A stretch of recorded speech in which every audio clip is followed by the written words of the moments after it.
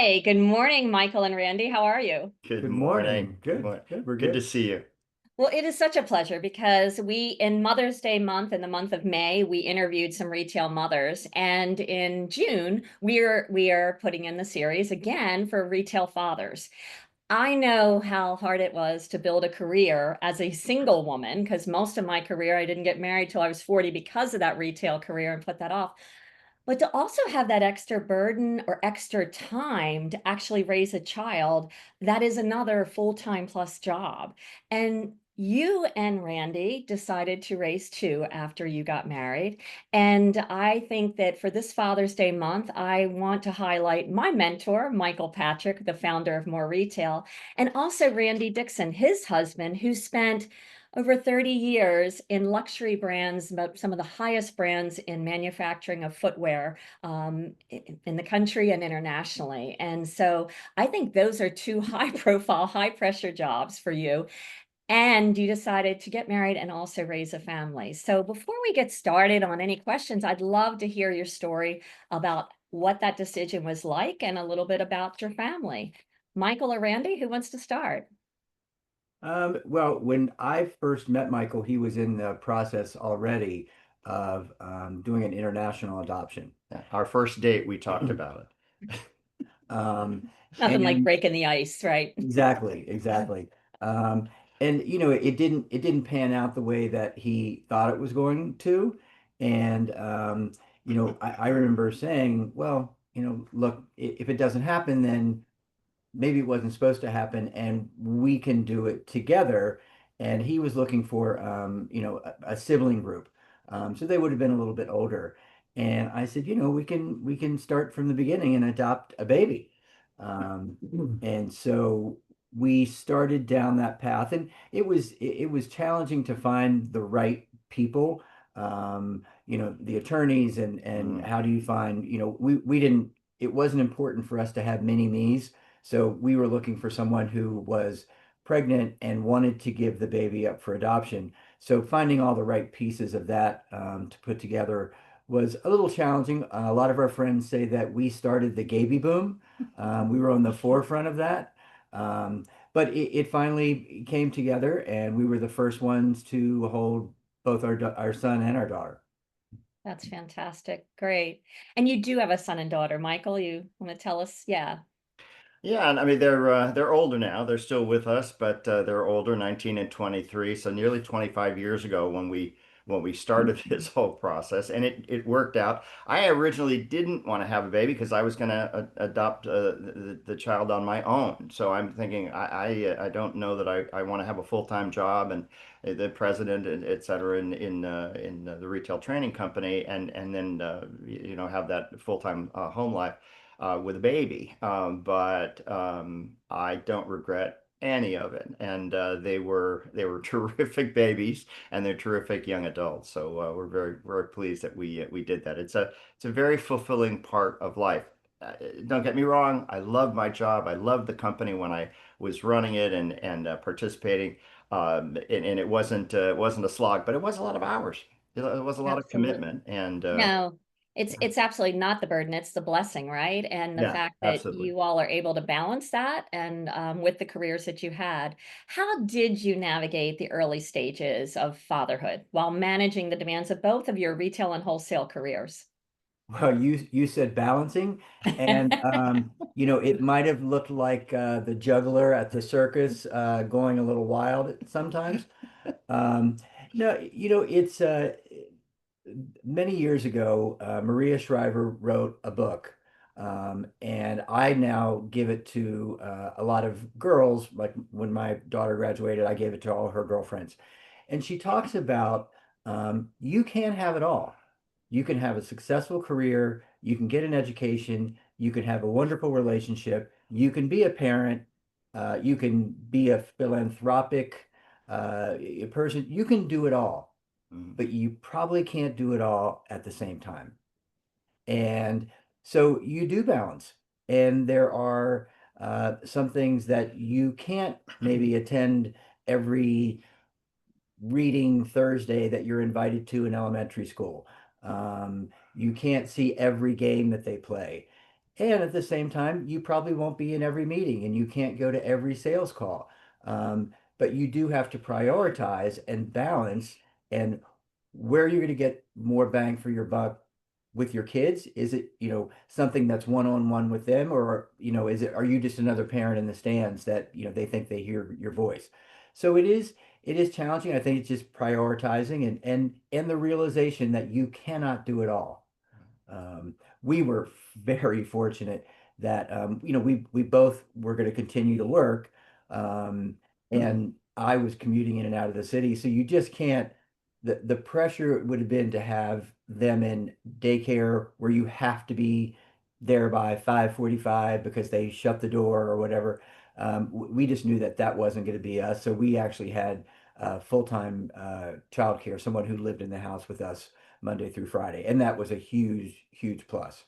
Right, absolutely. It takes a lot on that too. Well, and thinking about those of balancing prioritization, that's all business and leadership skills as well that you had to do. So, Michael, when you think about pivotal moments in your career that were influenced by fatherhood that really made you a better leader because you had that experience being a father, what are some of the things that pop up in your career that really helped you navigate those waters in the career and you felt anchored because of what you had in fatherhood?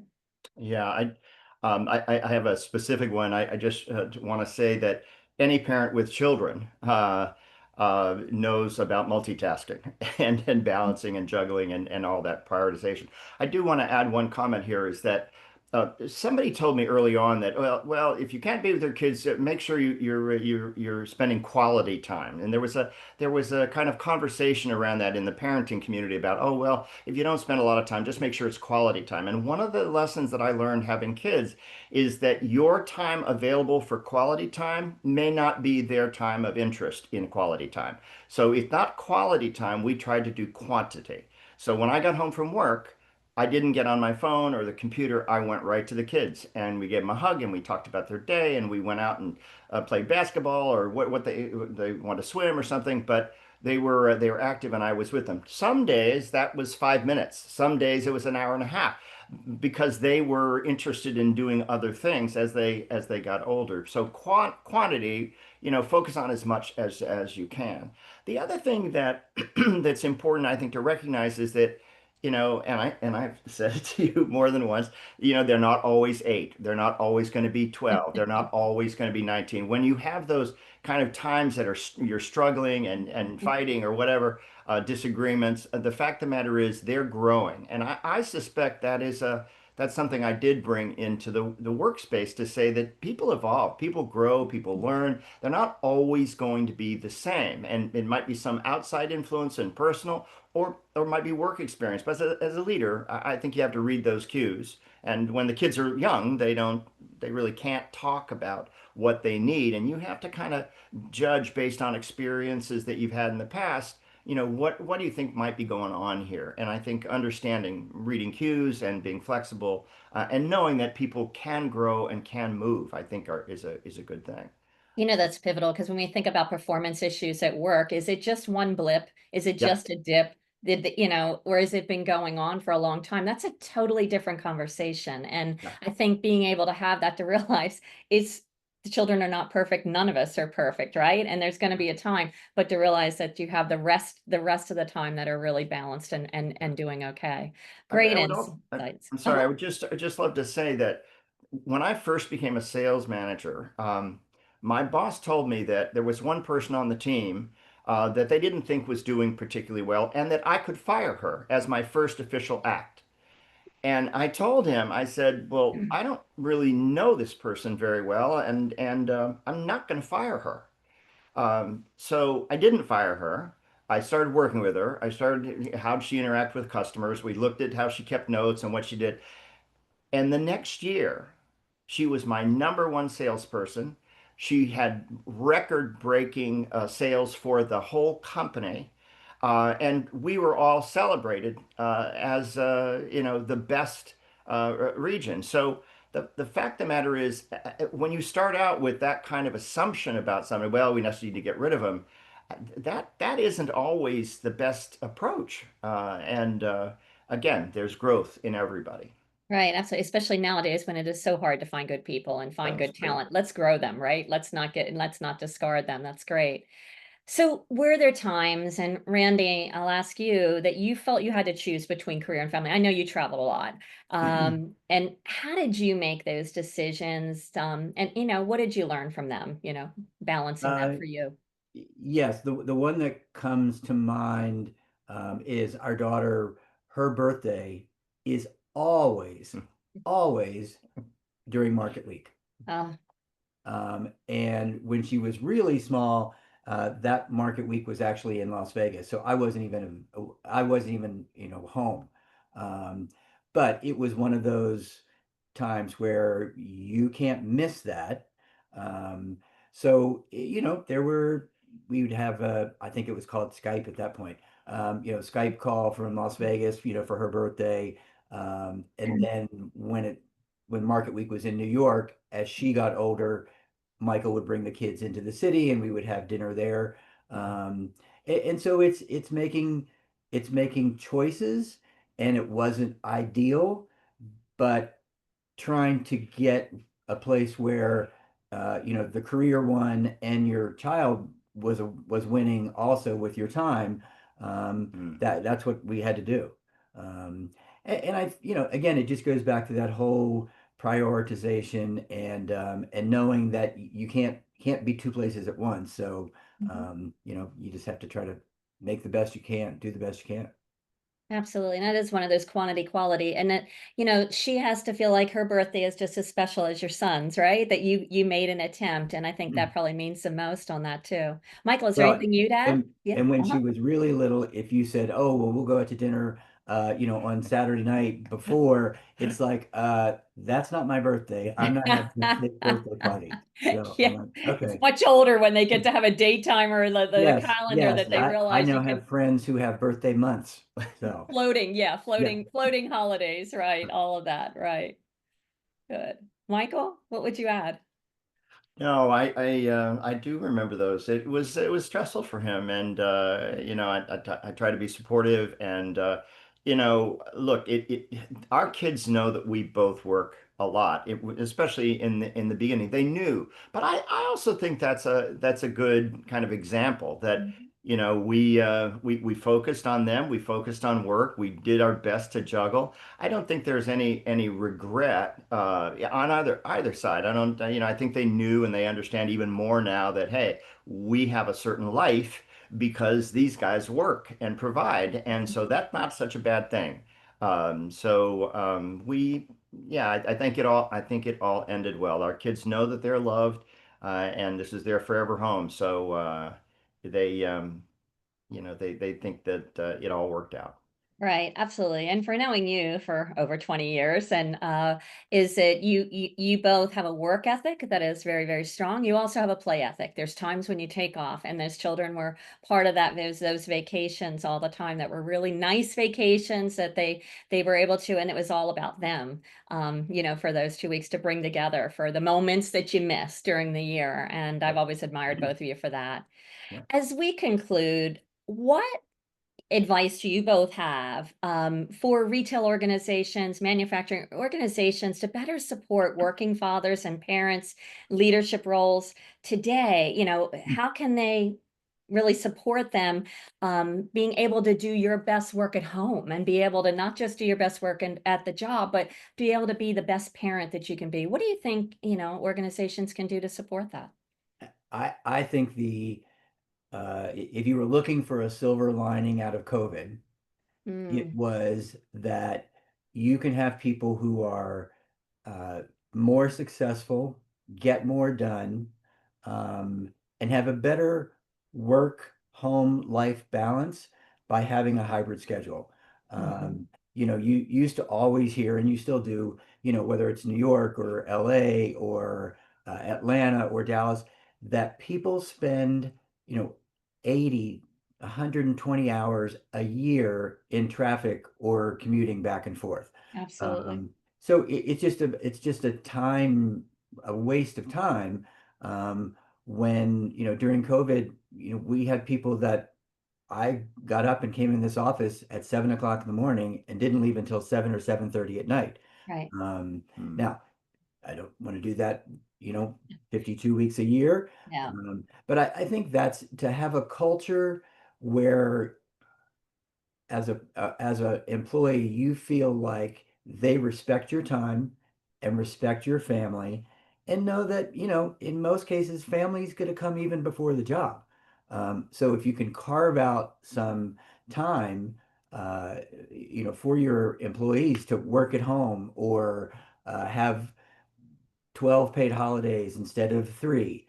Those kind of things I think go a long way with making an employee feel respected and valuable. And retention would be, a key component of keeping them engaged and a happy employee. Yeah, you brought up a good thing because there's school holidays and there's national holidays and work holidays. And I think having that merge would be important, right? Right. So that you can, because it's an extra burden because you have to, they're not in school, who's going to take care of them while Right. you're working? So I Right. think being able to do that, that's great. Michael? No, I'm just going to echo what Randy said, and I think the key theme here is flexibility. I mean, look, the fact of the matter is there was a 180 flex that we did during the pandemic, and Hmm. while some companies had to close and not do things, there were many that kept it going, Right, and the hybrid thing kind of came along. The other thing, so as flexible as you can be as a company, I think you need to be thoughtful about that because people don't just pop up and arrive at work. They have a whole life before and after and even during the work hours. So whatever flexibility you can have, that would be good. And I do want to have a shout out to men who are parents because I think there is a stereotype that man is the breadwinner and all that kind of stuff. But the fact of the matter is we need a break too.